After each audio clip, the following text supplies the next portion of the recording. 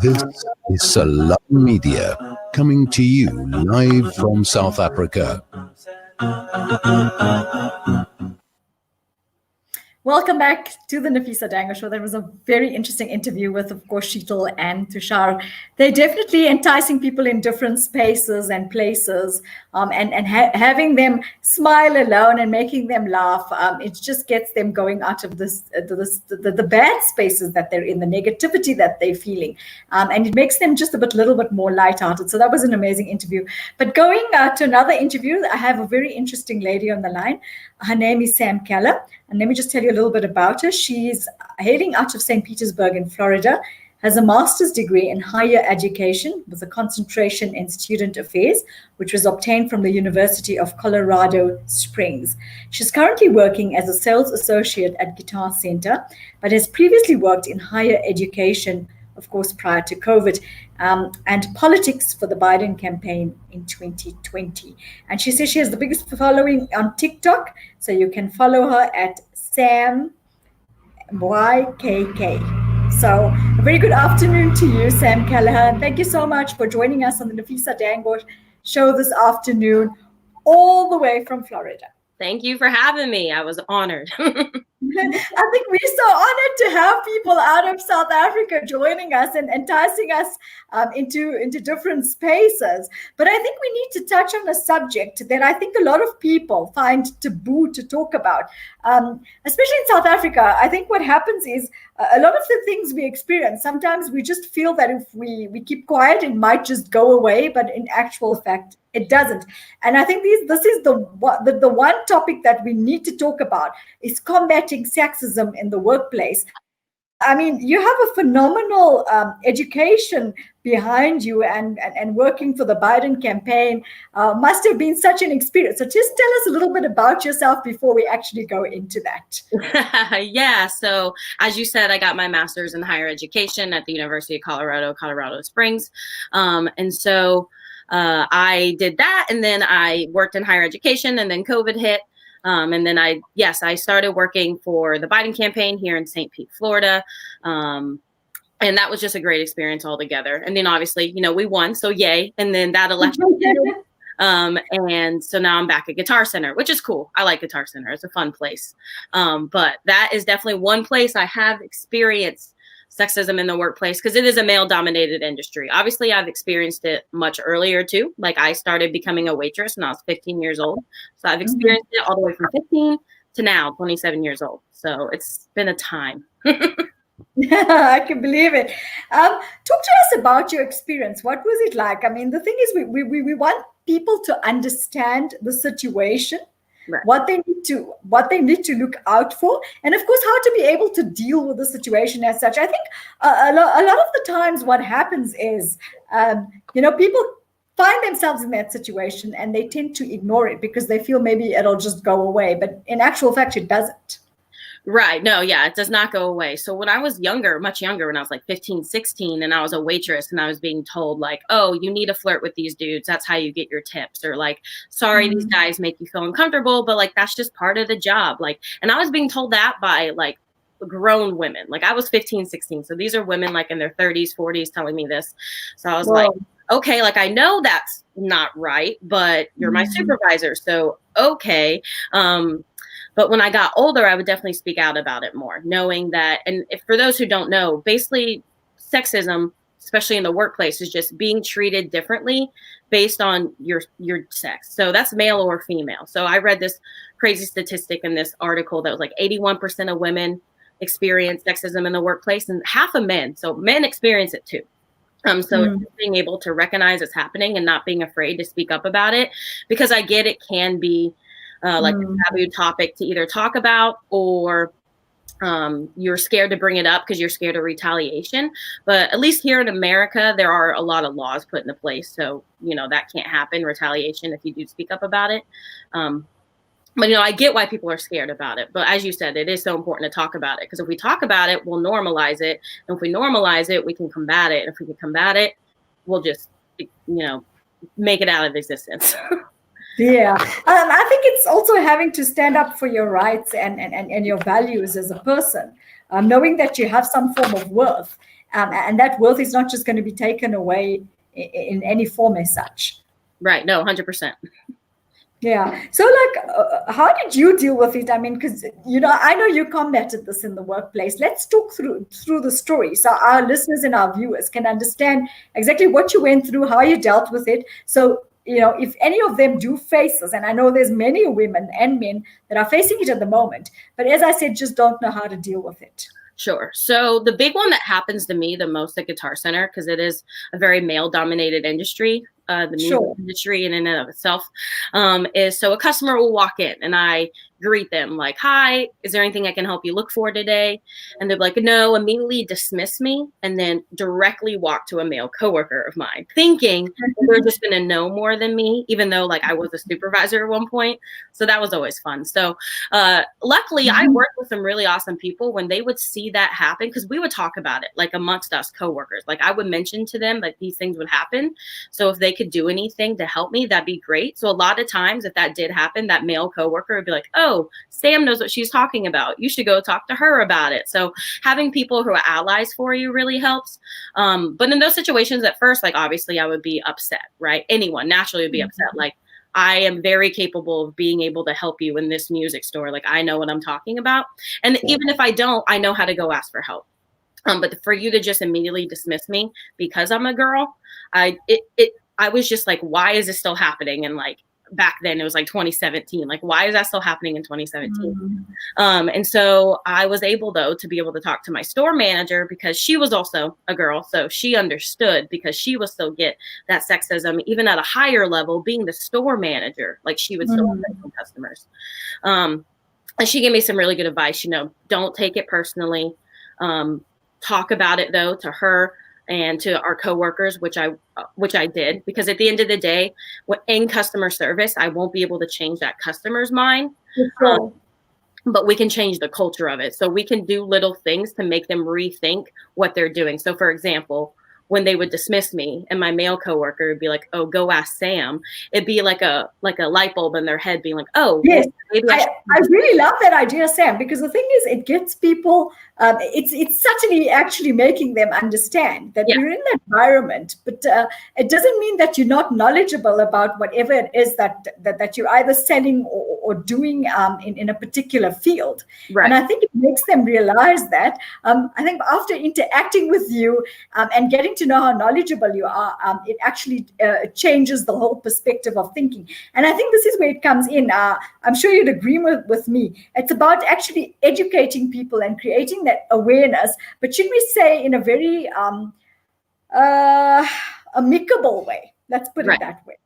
No, yeah, 100%. And just trying to connect with people too. So like I found at times when someone would call for a manager and then I would show up, like I've had customers be like, "Oh, you're the manager?" And I would just laugh. Like, I'm just saying that because I'm a girl. Like I do it in a little humor, but like I know the reason they're doing it. And then they would just laugh and stop and be like, I mean, no, like I didn't mean it that way." And I'm like, "No, it's okay. Like I get what you mean, but like, yes, I'm the manager. Women can be managers."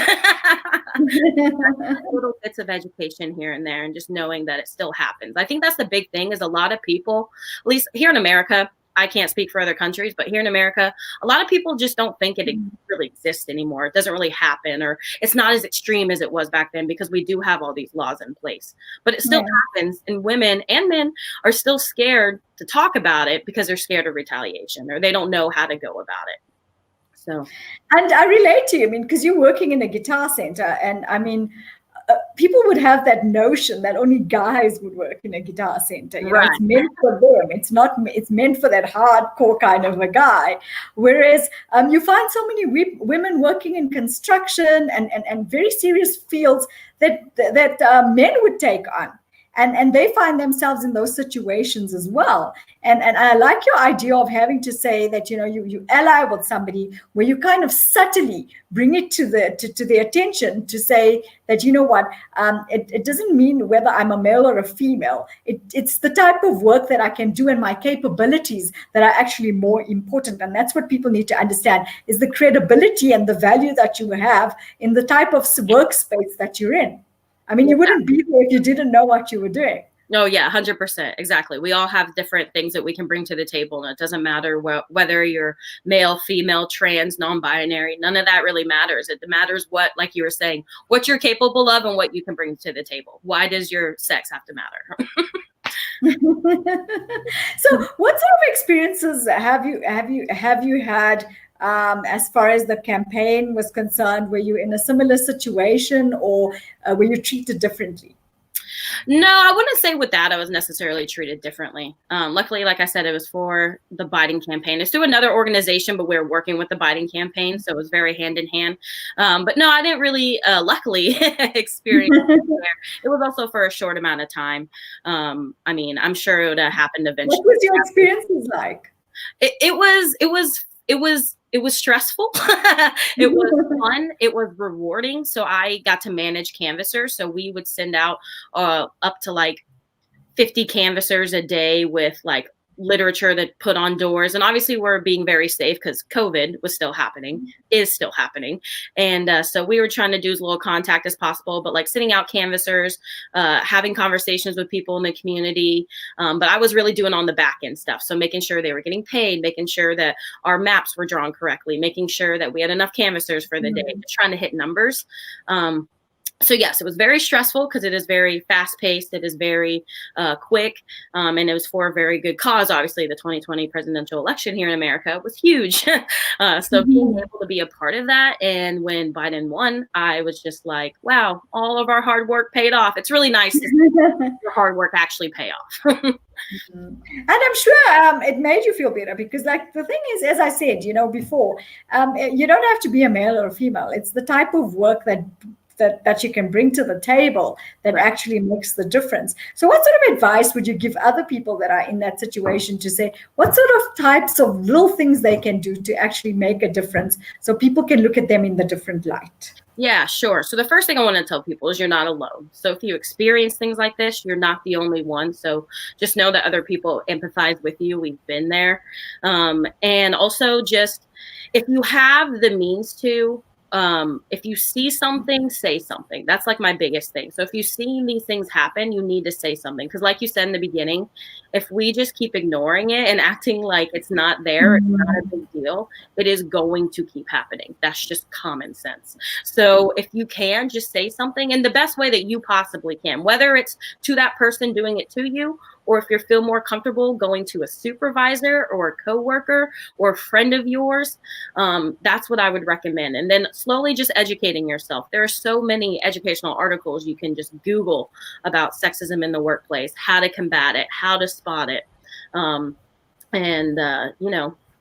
just talking to people about it. Normalizing women and men in certain jobs that they might not typically be in. So I know like nurses, for example, here in America, like predominantly female.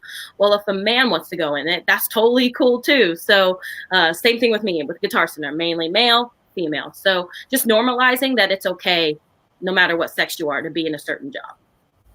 I so agree with you. And I think it would come from higher management, because what would happen is, the way I see a solution is having to create this little sphere every month to say who would be my top employee. And it doesn't matter whether it's a male or a female, but kind of bring out the types of attributes and values that they have for one or the other of the sex to actually understand that whether the gender is male or female, it doesn't really matter, because this is the types of value that I'm bringing to the particular company that I'm in. And I think that's what's going to really make a difference.